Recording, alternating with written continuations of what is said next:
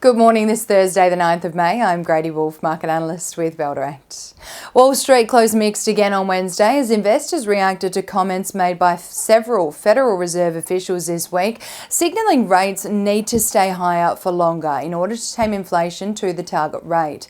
The Dow Jones Industrials Index posted its sixth straight winning day, ending the session up 0.44% to notch the longest green streak in 2024, while the S&P 500 closed just 0.03% lower and the tech-heavy Nasdaq fell 0.18%, weighed down by poor corporate earnings results.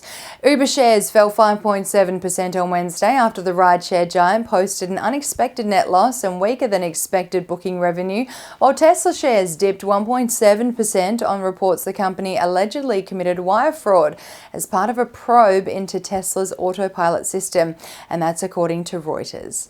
Over in Europe on Wednesday, markets extended the recent rally into the midweek session as investors continued reacting positively to corporate earnings results. The Stoxx 600 rose 0.3%, Germany's DAX added 0.37%, the French CAC climbed 0.7%, and in the UK, the FTSE 100 rose 0.5%. Siemens Energy out of Germany rose 12.8% after raising its outlook for 2024. Sweden's central bank cut the nation's interest rate for the first time in 8 years on Wednesday, in another sign of European regions digressing from US lead on the rate front. Across Asia markets on Wednesday, earnings results weighed on investor sentiment in the region, which sent markets into negative territory. Japan's Nikkei led the losses with a 1.63% decline as investors responded to disappointing corporate earnings results out of auto giants Toyota and Mitsubishi. Locally on Wednesday, the ASX traded virtually flat all day before ending the day up 0.14% to extend this week's rally into the midweek session. And that's driven by industrial and information tech stocks on Wednesday, rallying 0.73% and 0.6% respectively. Perpetual confirmed it is parting ways with its high-value corporate trust business to US private equity firm KKR in a deal worth $2.18 billion. On the same day, Perpetual Chief Executive Rob Adams announced his retirement from the global financial services organisation. This division of the business that is being demerged has been a key driver of Perpetual's global success and growth in recent times, which may be why investors responded so negatively to the news on Wednesday, with the share price plunging 6.95%.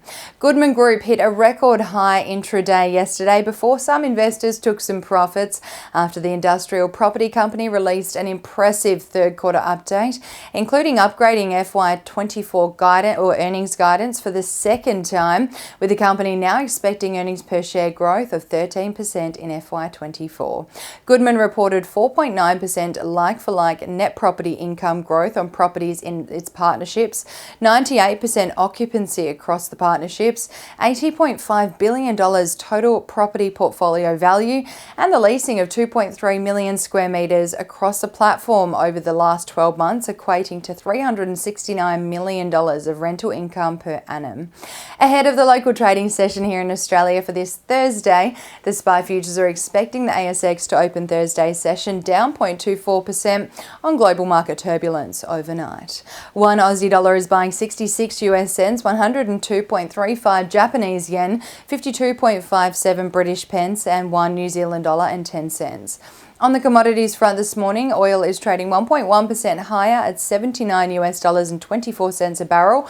Gold is down 0.23% at $2,309 US dollars an ounce, and iron ore is down 0.73% at $118.69 US dollars a tonne.